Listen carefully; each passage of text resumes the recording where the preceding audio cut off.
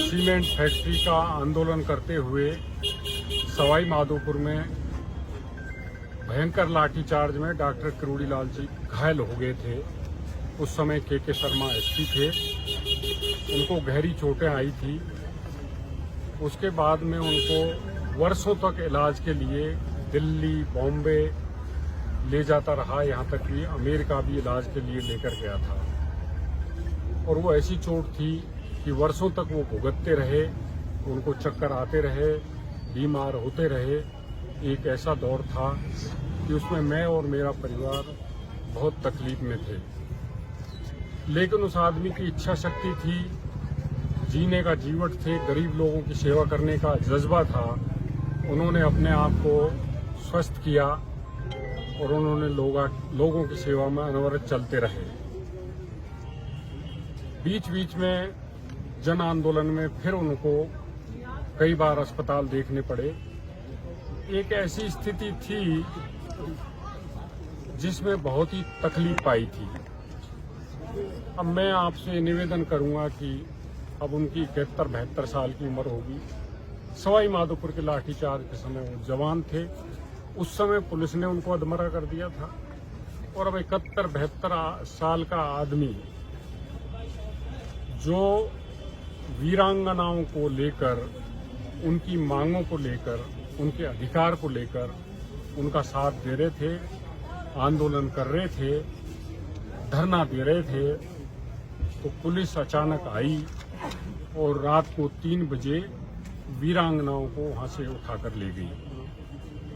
उस समय डॉक्टर साहब धरना स्थल से 3 बजे अपने घर पर आए ही थे। उसके बाद में उनको पता लगा कि वीरांगनाओं को उठा ले गए हैं।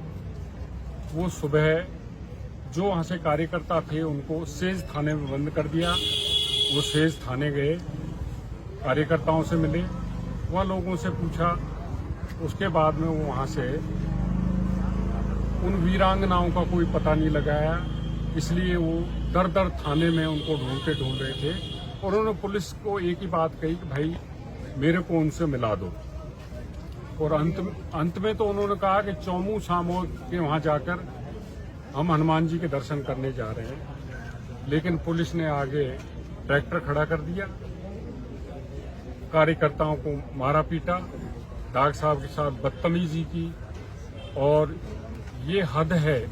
चोट तो उन्हें 10 आई है, 20 आ जाती, 30 आ जाती। वो तो राणा सांगा है, 99 घाव पहले ही खाके बैठे हैं। लेकिन सबसे बड़ी दुखद घटना ये है कि उनको इतना बेइज्जत किया गया कि जो दिल में उन्होंने तीर मारा है, जो सेल मारा है, वो ना उनसे निकल सका है, ना मेरे से निकल सकेगा, ना कार्यकर्ताओं से निकल सकेगा। कम से कम इतनी उम्र के आदमी को, जो राज्यसभा का सदस्य है, जो राजस्थान में मंत्री रहे हैं, एमएलए रहे हैं, लोकसभा सदस्य रहे हैं, उनके साथ इतनी बदतमीजी करना, ये तानाशाही की पराकाष्ठा है। इसलिए मैं बहुत भावविभोर हूँ, बहुत भावुक हूँ। और मेरे भाई को जिसको मैंने इस तरह से जीवन भर साधा है, पूजा है, उसके अपमान को मैं सहन नहीं कर पा रहा हूँ। उन्होंने लोगों की सेवा की है, दीनहीन गरीब की सेवा की है, युवाओं का साथ दिया है। सब लोग आहत हैं सुनकर इस बात को कि ये पुलिस ने, प्रशासन ने, ये सरकार ने बहुत बुरा किया है। इसलिए मेरा आप लोगों से निवेदन है, कल सिविल लाइन फाटक के पास ही भारतीय जनता पार्टी का ऑफिस है, वहां पर खुला मैदान है, उसमें आप लोग आएं।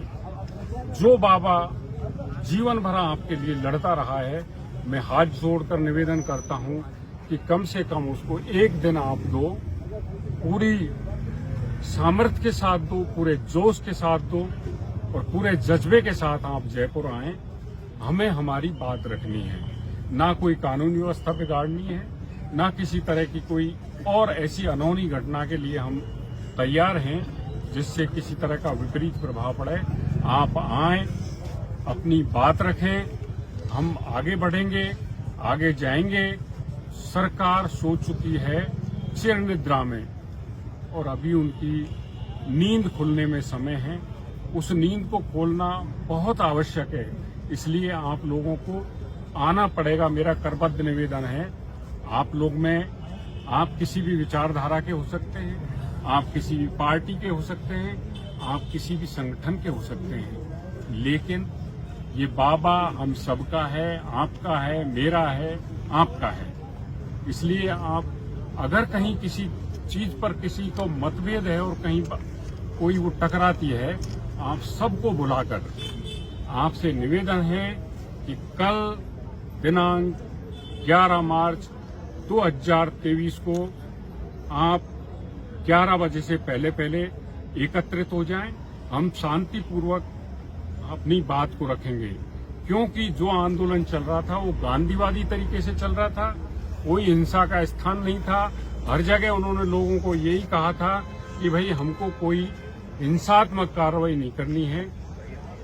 उस धरने के दौरान भी मंत्री आए, आश्वासन देके गए, समझौता लगभग तकरीबन तैयार था।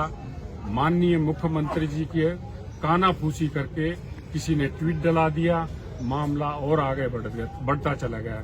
मैं माननीय मुख्यमंत्री जी को भी ये निवेदन करूंगा कि आप प्रदेश के मुखिया हैं, आपको इतना एग्रेसिव नहीं होना चाहिए, आपको इतना पूर्वाग्रहों से ग्रसित नहीं होना चाहिए। जब आपके 2 मंत्री किसी चीज का समझौता करके चले गए तो वो निर्णय सामूहिक मंत्रिमंडल का होता है, तो आपने तो उस संसदीय परंपरा को भी तोड़ दिया। इसलिए मेरा आप लोगों से सभी से आग्रह है, सभी लोगों से आग्रह है कि आप कल समय से पहुंच जाएं। समय से पहुंचकर हम अपनी बात रखेंगे।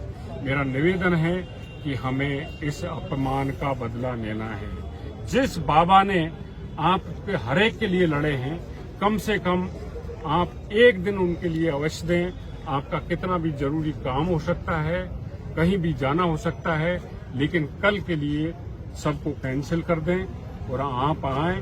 आज मेरी आत्मा रो रही है, मैं अंदर से बहुत ज्यादा दुखी हूँ। मैं ऐसा कभी दुखी नहीं हुआ।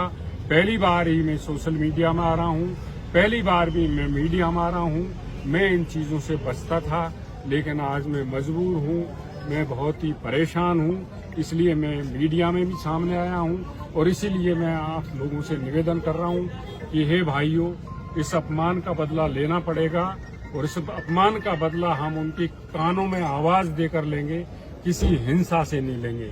इसलिए मेरा निवेदन है कि आप आएं।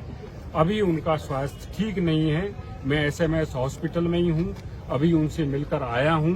मैं कोशिश कर रहा हूँ कि ऑल इंडिया इंस्टीट्यूट दिल्ली से कोई डॉक्टर्स की टीम यहाँ आ जाए।